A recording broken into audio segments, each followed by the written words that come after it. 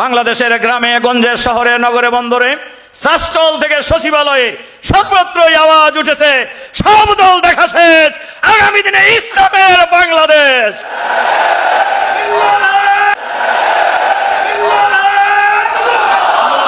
আলিয়ার কওমি বলে বিভেদের দিন শেষ। যারা আলিয়ার কওমির বিভেদ সৃষ্টি করে ওলামায়ে কেরামকে দুর্বল করার চেষ্টা করেছিল, সেই দুর্বলতার দিন আর চলবে না, চলবে না। স্বাধীনতার 54 বছর পার হয়ে গেছে, এক দল এসেছে আর এক দল চলে গেছে, শান্তি পায়নি। সুতরাং শান্তির জন্য আজকের আলোচনার ঘোষণা, এই বাংলাদেশে সব দল দেখা শেষ, আগামীতে আলেমদের নেতৃত্বে কোরআনের বাংলাদেশ। সুতরাং বাবার নীতি, স্ত্রীর নীতি, বইয়ের নীতি, চাচার নীতি, চাচির নীতি, ধর্মনিরপেক্ষতাবাদ, জাতীয়তাবাদ, সোশ্যালিজম, ক্যাপিটালিজম, ভারতের নীতি, আমেরিকার নীতি দিয়ে এই বাংলাদেশে শান্তি কায়েম হবে না যতদিন না পর্যন্ত আমরা কোরআনের নীতি পার্লামেন্টে কায়েম করতে পারি। নেতৃত্ব দিতে হবে বাংলাদেশের পার্লামেন্টে। যে চেয়ারে বসলে আল্লাহর আইন কায়েম হবে, সেই আইন কায়েমের সদস্য আমরা ঢাকাতে পাঠাতে চাই। এখন থেকে নির্বাচন পর্যন্ত আমাদের প্রত্যেকটি কথাই হবে বাতিলের বিরুদ্ধে, হকের পক্ষে। আল্লাহ বলেছেন তোমাদের কোনো ভয় নাই, তোমাদের কোনো চিন্তা নাই। আসলে আমাদের সঙ্গে আছেন কে?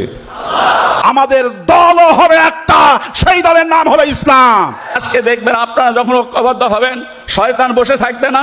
শয়তান বসে না থাকার কারণে সে আপনার আমার বিরুদ্ধে কুৎসা এবং দ্বন্দ্ব বাড়ানোর জন্য যত রকমের চেষ্টা আছে সব চেষ্টা সে করে যাবে। পৃথিবীর নেতৃত্ব দিতে গেলে আগামী দিনে জ্ঞানের নতুন সংজ্ঞা, সঠিক সংজ্ঞা, ইমাম গাজালির সংজ্ঞা দিতে হবে।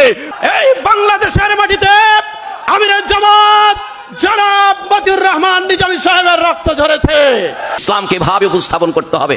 আমরা কথায় কথায় শুধু বলি ইসলাম ধর্ম সকলকে মানতে হবে, ইসলামী আইনটাকে মানুষের সামনে বোঝাতে হবে। সকল ওলামায়ে কেরাম, সকল ইসলামী দল সব মত ভেদাভেদ ভুলে আমরা যদি এক প্ল্যাটফর্মে আসতে পারি, তাহলে আগামীর বাংলাদেশ হবে ইসলামের বাংলাদেশ। জাতিকে নেতৃত্ব দেওয়ার জন্য নিজেদেরকে প্রস্তুত করি, এজন্য ইস্পাত কঠিন ঐক্য করে আগামী দিনে আমরা দেশ জাতির কল্যাণে নিজেদেরকে নিয়োজিত করি। ওই ঐক্যটা ইসলাম বিরোধী শক্তি আমাদের নষ্ট করে দিয়েছে। বিচারকের পিছনে যদি রাষ্ট্র ক্ষমতা না থাকে, তাহলে কি ন্যায় বিচার সম্ভব?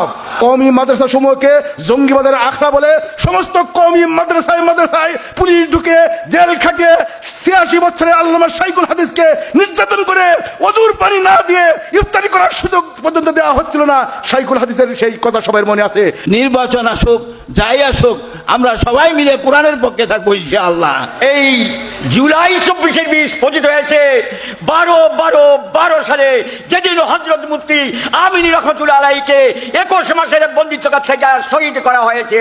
আজকে যদি ছোটখাটো বিভিন্ন মাসলাক মানহাজের ইখতিলাফ গুলোকে নিয়ে আমরা ভেদাভেদে নিমগ্ন থাকি, তাহলে যারা এই দেশে ইসলামের বিজয় দেখতে চায় না, যারা ওলামায়ে কেরামের শ্রেষ্ঠত্বে বিশ্বাস করে না, তারা আবার আমাদেরকে পরাজিত করে তাদের গোলামের জিঞ্জিরে আবদ্ধ করতে পারে।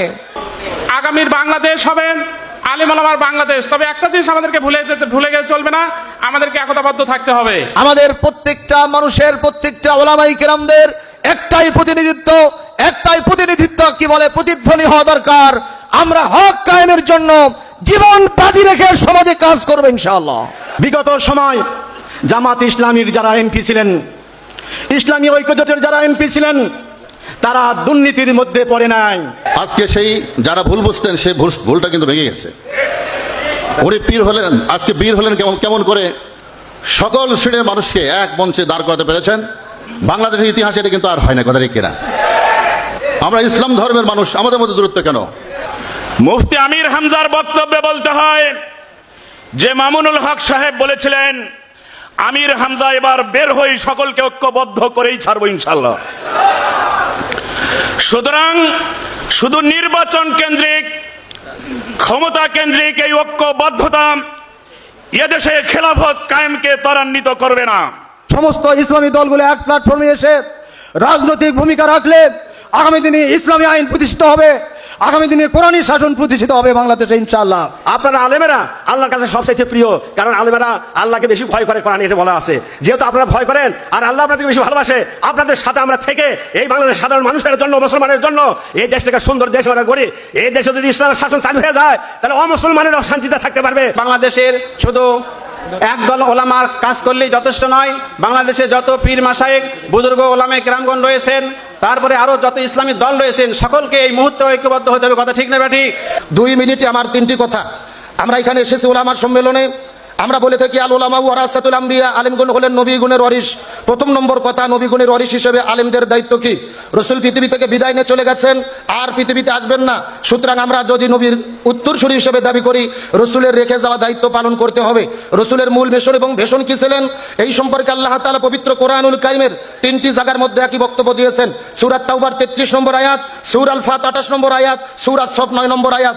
আল্লাহ তাআলা বলেন, হুয়াল্লাযী আরসালা রাসূলাহু বিল হুদা ওয়া দীনিল হাক্কি লিইয়ুযহিরাহু আলা দ্বীনি কুল্লিহি ওয়ালাউ কারিহাল মুশরিকুন। আল্লাহ বলেন, আমি নবীকে পৃথিবীতে প্রেরণ করেছি। রসুলের মূল মিশন এবং ভীষণ শুধু নামাজ, রোজা, হজ, যাকাত নয়, বরং পৃথিবীতে অবস্থিত সমস্ত তন্ত্র মন্ত্র জীবন ব্যবস্থার উপরে যেন তিনি ইসলামকে বিজয় করতে পারে। তাহলে রসুলের মূল দায়িত্ব ছিল জমিনে দিন বিজয় করা। এটা কি শুধু রসুলের দায়িত্ব না? আল্লাহর কোরআন বলেছেন, ওমা ওয়াসাইনা বিহি ইব্রাহিমা ওয়া মূসা ওয়া ঈসা আন আকিমুদ্দিন ওয়া লা তাতাফাররাকু ফি। আল্লাহ বলেন, এই জমিনের ভেতরে হযরত মূসা, ঈসা, ইব্রাহিম আলাইহিস সালাম যত নবী রাসূল প্রেরণ করেছি, সব নবী রাসূলের দায়িত্ব ছিল তারা যেন জমিনে দিন কায়েম করে।